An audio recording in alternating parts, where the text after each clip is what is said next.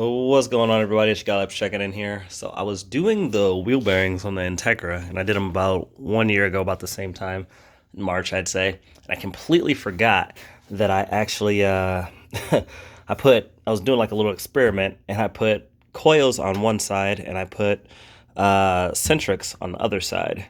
So what that came down to was I was like, man, like I want because a lot of people swear by the coils and in TK or nothing, and a lot of people swear. Well, I guess no one actually swears by the Centrics. I think I just want to do like an upper brand. I've used a lot of other Centric products, and they've always seemed really good. So I mean, even though they are made in China, I mean, it's all good. And not to diss anybody in China or that makes things in China. Manufacturing is manufacturing is manufacturing. As long as you go hold tolerances, you're all good. And I say that as a machinist. So with the coils, if you look at here. See, so it's actually made in Japan, coil. And right away, what I noticed was when I was pounding these out that this was actually harder to remove. Like I was pounding it out with a hammer. I mean, but I am sick and I could have been tired a week or whatever. It's Valentine's Day. I had to save my strength.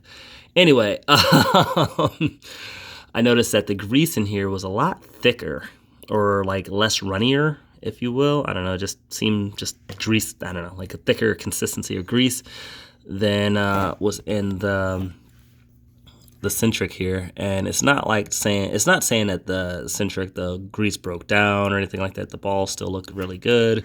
The balls actually look decent in both of them. I mean, they look great in both of them. I mean, neither one of these bearings failed on me, and I had about 16 track days on them or so.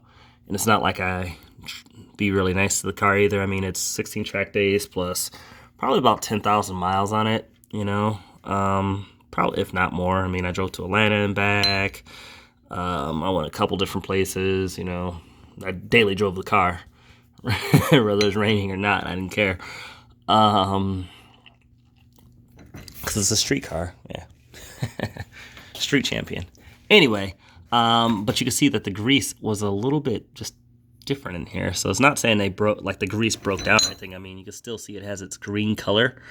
So that's good, right? Like, it's not like it's brown or blown out or anything like that. And it's the same in the coil here too. It's just like a brown grease.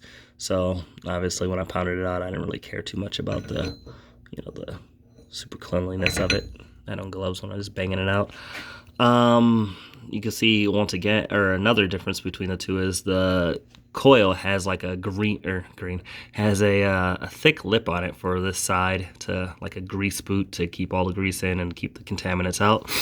On the coil, it has like a thinner, coil, and on the Centric, it has a thinner one, has a thinner lip, but on this side, it actually also has a metal sleeve on both sides, which is fine, I don't know if that's for ABS or not. Neither one of my cars have ABS, or none of my Hondas have ABS.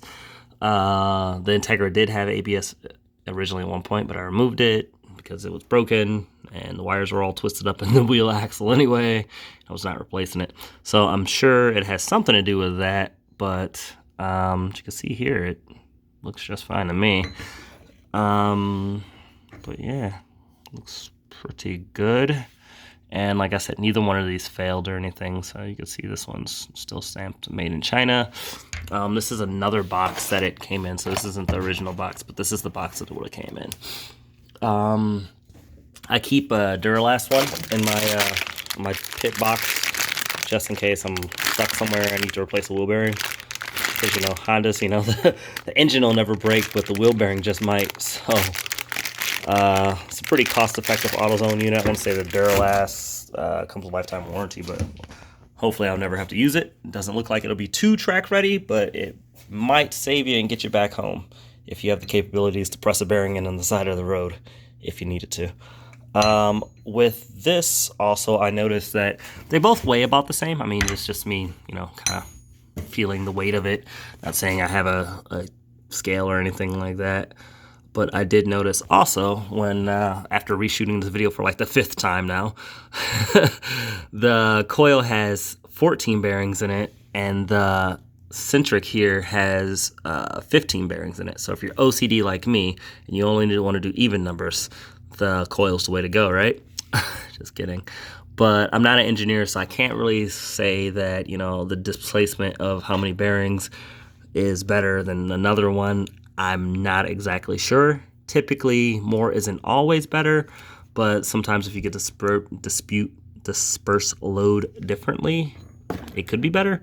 But like I said, I don't really you know, take it easy on my cars or anything like that. As you can see from this hub that I broke in West Virginia, yeah, I definitely drive these cars pretty hard, but the grease didn't break down from the heat, and I know I was putting a lot of heat into the brakes and whatnot, and I daily drove them, and I mean, I drove back, pretty much drove to Atlanta almost straight, like, so it's not like either one of them overheated or anything like that, and that was good.